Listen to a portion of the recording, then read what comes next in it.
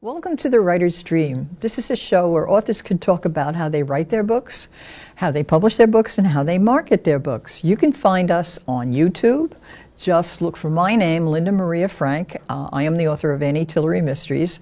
And click on my picture and the videos will come up. I've interviewed about 150 plus authors at this point, and if you enjoy books, reading, and you're interested in writing, or you're already a writer, you can find some very interesting tips about writing and some very good books. Most of our people are local, so if you're a Long Islander, you'll see what a wealth of authors we have. We're also on Facebook. If you're interested in asking a question or being on the show, please message me through that Facebook page, which is called, guess what, The Writer's Dream. We are also broadcast from the studio here at LTV-EH. So if you go on LTV-EH.org and look for video on demand, search for my show, and the shows will come up. Today's guest is Thomas M. Cassidy. And Thomas and I have been chatting away about our various escapades in the field of writing. Thomas is a former senior investigator for the New York State Attorney's General Medicaid fraud area, which I am imagining was absolutely fascinating. There was a lot of fraud, is a lot of fraud. Unfortunately, that was the case and remains the case. Yeah. I had the opportunity to work for 20 years as an investigator with the Attorney General's office in the Medicaid fraud unit. It really opened my eyes to many facets of life, and certainly in law enforcement. Had the opportunity to work with FBI agents, New York City detectives, Suffolk County, Nassau County detectives, and also many co-workers who were investigators. And I heard, not only did I work on some very complex and intriguing cases, but I heard from other investigators about cases they worked on, which is what inspired me more than 25 years ago to attempt to write a book, a New York City detective mystery. So I'm going to ask you a question that's a little bit off the topic of writing in books, but it's a timely question. So what do you think of our Justice Department? I think the Justice Department, it's just what basically you would hear on most networks and newspapers, that the men and women in the Justice Department at all levels are dedicated and they do the best job that they possibly can. But just like any other profession, there's some people that probably should be doing something different, but the great majority of people I'm very proud of, and I think they do a wonderful job. So that's how I would put it. Yeah, that was my experience too when I taught forensic science, and I did, really most of the time I just dealt with the Nassau County Police Department, and I found them extremely professional and helpful. Oh, well, definitely. So definitely community outreach was terrific. So let's get on to your book. Okay. All right. So 25 years ago you started this book. Right. We have similar stories because I started mine long ago and then just let it go. So describe your book. Tell us about Damage Control. Damage Control is a New York City detective mystery. And basically what happened is that I had the opportunity to work with, as I mentioned, many investigators from the World War II and later generation, that they were very private people, and oftentimes, and some of the cases that they worked on that were very unusual, they would only tell amongst themselves, and they would share it with people who worked in the field. So I had the opportunity to get some inside track on some investigations over the years that I found to be very intriguing. And also, my father, his name was Hugh Joe Cassidy. He was a New York City detective commander for more than 10 years. And I grew up obviously with a police officer as a father, and he was wonderful. And the thing is that he never shared any stories with me about any cases that he worked on until I became an investigator. Then I was allowed to come in, and he would tell me, well, if I told him a case I was working on, he may say, well, that sounds a little bit like a case I had back in the 1960s, and then he would share that. But up until that point, he was a father and a friend, and he didn't really get involved with what he did at work. Is he still with us? No, he unfortunately died in 2011. But since it took me more than 25 years to write this book, I was able to get him to help me. And because the main character in my book, Damage Control, is a detective commander in Manhattan South homicide. So of course I was not ever a detective commander. And I struggled in the beginning of writing the book of like, how does, what steps Protocols and procedures. Protocols, procedures, how do you talk to people, what do you expect? And so finally I was able to get to my father and say, Dad, listen, you want to give me a hand here? I said, take a look at my book. I said, you're a detective commander.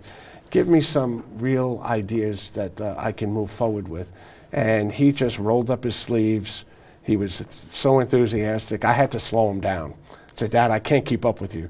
And we have to, go at a certain pace. But I just enjoyed the chance to work with him. And when my book finally came out recently, I just felt, as I read the book, I just felt like his fingerprints, as you can see here, his fingerprints were all over the book. And it just made me realize how lucky I was. Yeah, that's a nice tribute to your father, and certainly a nice tribute to your relationship.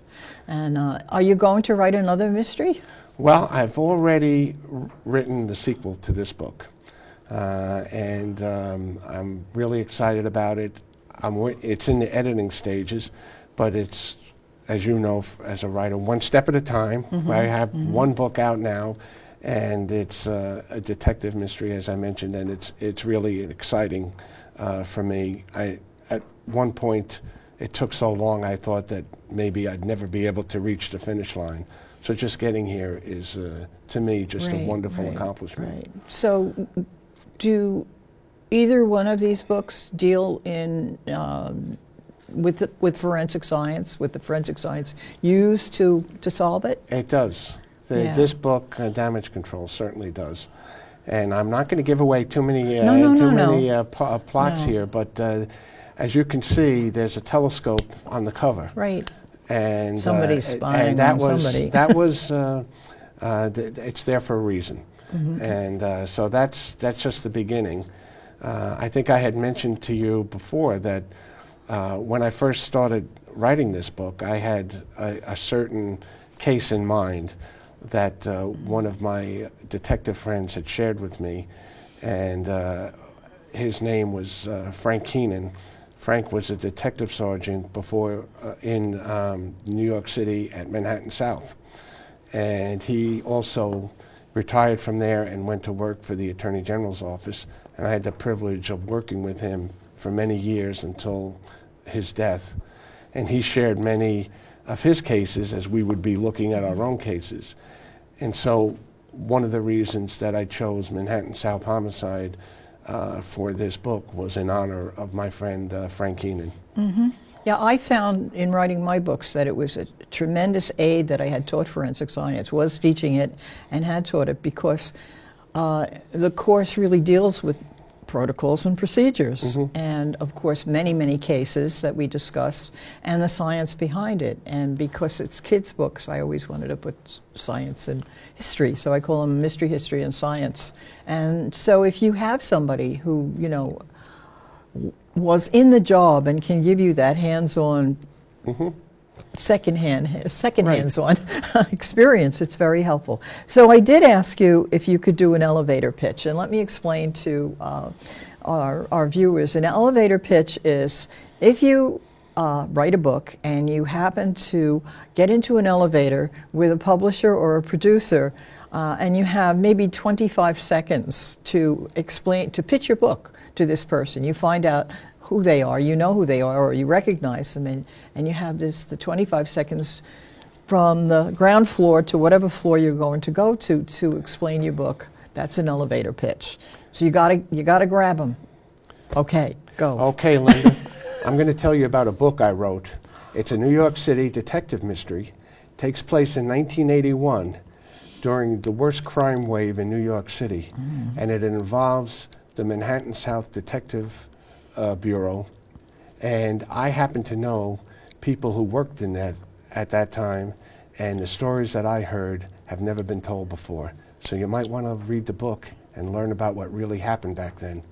Okay, so that's very good. I think that's very good, but I would have put in just a few little teasers about what the case is about. Okay, well, the case is about a homicide detective that has a very good friend, his best friend that he grew up with, and his friend becomes a movie star and a celebrity, and he's in great demand around the world, and he visits New York City, as he often does, and unfortunately his friend becomes the victim of a homicide. Okay. And now it's up to my detective, Lieutenant John Patrick Dinellan, to solve the crime of who killed his best friend. Okay, so that's too long, so you would have to say the case involves the murder of a movie celebrity, of a movie star celebrity who is a friend of the main character in the book, Detective So-and-so. You have to, short and sweet. Okay. But murder of a movie star is, pretty good. Okay. All right, so one of the things... maybe I'll have to stay off the elevators and take the stairs. There we go. Yeah, technology will kill you every time. We were talking about that when we were sitting here before the show. We were talking about the fact of when you write a book, how much technology do you want to get involved in? And of course, if it took place in 1981, you don't have to put a cell phone in. That's right. Computers were like in their infancy, and I like that because I usually put my characters in a place that's inaccessible to the internet. Right. So. There's no Wi-Fi, because I don't want to, I actually do have some of that in my books, but I really don't like to get involved so much with that. But at any rate, that's just one thing. So every writer takes a journey. What was unique about your journey? Well, first, I think the unique thing about my journey was I didn't plan on being a writer, and it was very accidental. And as a matter of fact, it wasn't until after the death of my friend Frank Keenan, and he was such a wonderful storyteller and interesting, intelligent, and when he died, it really affected me to the point where I just kept thinking, I wish Frank could have written the book. It would have been so great. And then I realized he couldn't do it, and one day I just got the inspiration that, you know what, I'm going to try to write a book. And so I thought, since I knew so many great stories and cases, that it wouldn't be that difficult until I attempted to do it. And then 3 weeks of writing every morning at 5 o'clock until 7 before I went to work, and finishing a book in 3 weeks, I thought I had accomplished my goal until I found out it was only 12 pages long. Yes, and that's that's in your biography, and that's a really common problem with authors to flesh it out so you can come up with 300 pages or whatever it is. So how did you do that? Because obviously there's more than 12 pages in that book. Right. Now, what happened, that's why it took 25 years. It was a long journey. And I was very fortunate. After I left the Attorney General's office, I went to work at a public policy institute called the Institute for Socioeconomic Studies. And they hired me to be to work in healthcare, on healthcare policy. And I would have to, and while I was there, I was writing reports, doing research, and I had the opportunity to work with an editor who was on staff. Her name is Helen Gibbs, and she really educated me about writing, and a lot of the work I did there came out so much better because she was there to help me with it. And I learned from her, because when she would make changes or suggestions, and I would find out about it, it made me better. And then I had an opportunity, once I got this bug about writing a book, my eyes opened up. I started reading books about how to write. And then at Stony Brook University, I live in Setauket, and at Stony Brook, they had open to the public, a program called Coffee and Conversations. And one of the English professors, her name was Deborah Hecht, she had a grant, and I didn't realize how many writers and poets, musicians were in the Long Island area, but I would go to these meetings the first Friday of every month, and I learned so much, and I got to meet other people, and I just kept writing. And then I wrote a book that you can see here, Elder Care. I found out that people, the publishers, were not that interested in my novel, but some of them certainly wanted to know about elder care because of my experience as a health fraud and patient abuse investigator. So I wrote my first book on elder care, and that also, I had to work with an editor with that, and I also had to learn more about writing. And then I continued all the time when I was working on these other projects. I'd go back to my book, and I had it up to 100 pages and 125, and eventually it took a long time, but it wasn't until I left my position and retired from Stony Brook University a few years ago that I had that opportunity to really get deep into my book and really take all the experiences I had and now really try to bring it all together. Well, people think that writing a book is easy until they try it. Right. And I guess for some people who have maybe a natural talent for it, but there's still things that you have to learn about what goes into a book that's going to be interesting to read, one that's going to be compelling. But also, the 3 books that you have, it's much easier to publish nonfiction than it is to publish. Everyone wants to write, a fiction story. But I'd like to get into the 3 elements of a book: plot, character, and setting. And so we know that the setting is New York City in 1981. So and of course, you can make your setting a character. Okay. Because by describing that setting and giving a real flavor, to 1981 New York City, which was very different from New York City today, that becomes a character. But tell me about, you won't tell me about the plot, so please tell me about the character. Well, I think that I just wanted to mention that the setting I picked was Stuyvesant Town on 20th Street in Manhattan, because that's where I was raised. And so I went back. I went back to my childhood, and also my father being a lieutenant during the time that I lived there. I felt that I watched him, that when he would go to work, he didn't get in a car. He would either walk to the police academy, or he would take the bus or the subway.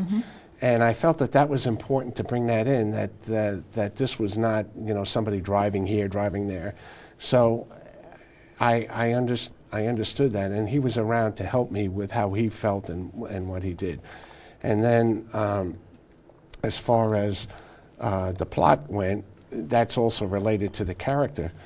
The character the main theme of the book, the character was developed through investigation that took place and I became aware of through my friend Frank Keenan and Manhattan South Homicide. And so I was able to take that and then take my own imagination, because I had to expand quite a bit on what the initial plot was and how to make it so that it would be more enjoyable or compelling for readers. Because the thing that I learned and what Professor Deborah Hecht had mentioned to me about, and others about writing, says if you want to be a good writer, read. That's right. So you have to read. And so I read a lot of books, nonfiction, I read mysteries. And so even without thinking about it, it made me a better writer. Because Oh, sure. I don't study a book when I read it. I read it for my own enjoyment, but somehow there's some benefit that I pick But up. once you write, when you read a book, you pick up things. You say, oh, that's really interesting the way that they did that. For instance, dialogue. Dialogue to me is, dialogue can make your characters really come alive. And I really feel that if you have a main character and you are obviously launching into at least a sequel, if not a series, if people don't like your character, they're really not going to like your book either. Right. I mean, they have to have strong emotion about the character. They have to love him or hate him.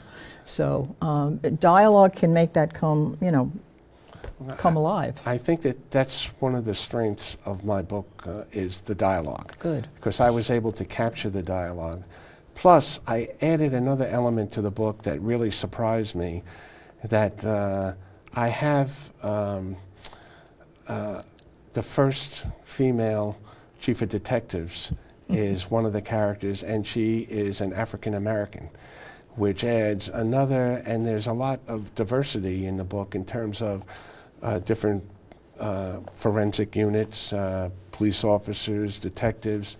There's a lot of diversity which represents New York City and New York State. And it's not a stretch, because having the chance to work with so many people, I realized that there is so much diversity in terms of not just ethnic and gender, etc., but also just in character and attitude.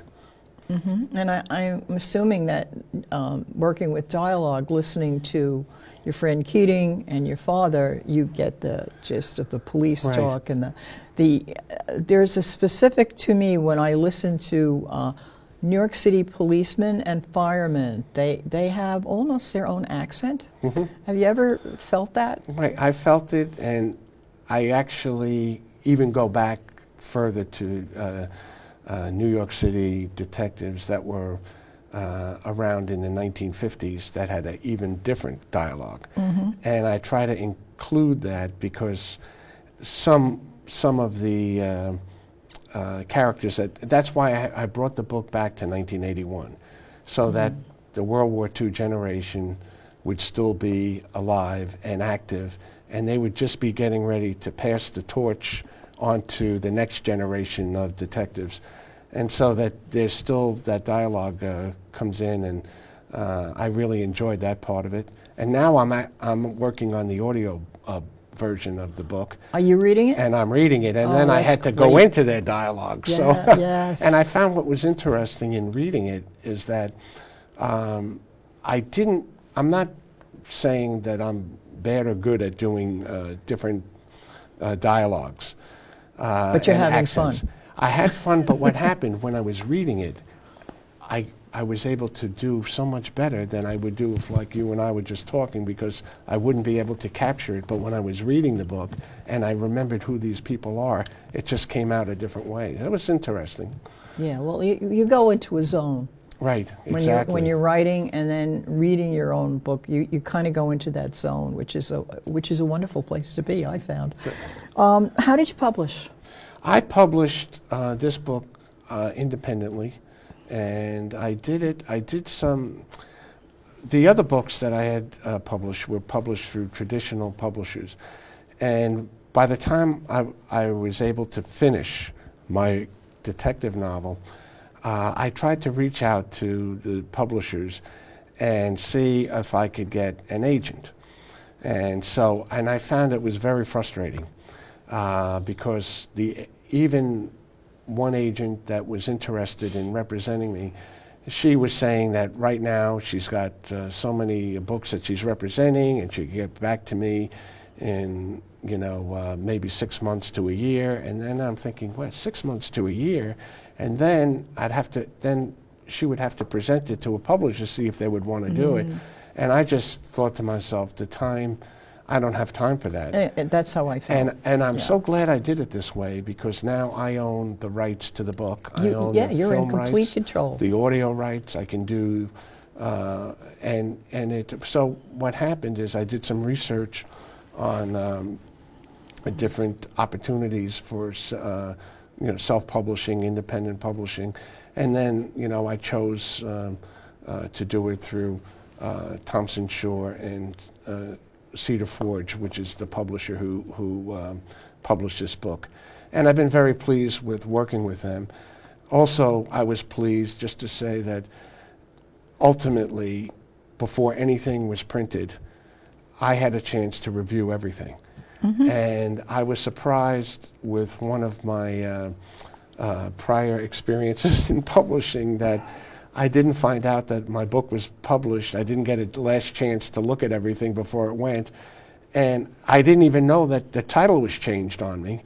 And I didn't even know the book was out until I received a call from a producer from CNN that wanted to interview me. And I didn't even know I was going to be on television. And I'm like, who are you? Why are you calling me? So it was nice. I'm really pleased that I had the chance to do it I had ownership of it from the beginning to the end.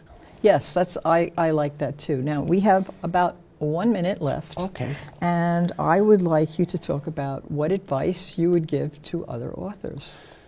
My advice would be to believe in yourself, to keep working at it, and be careful who you share your book with, because you want to make sure. And it's not there. Sure, there are some people that might not want you to be successful, but sometimes you're showing it to people that aren't editors or readers, they don't know what they're talking about. They don't read that genre that you're into, but just keep working at it all the time and don't give up. And like I said, for me, I must have written this book, Damage Control, at least 25 editions before it got published.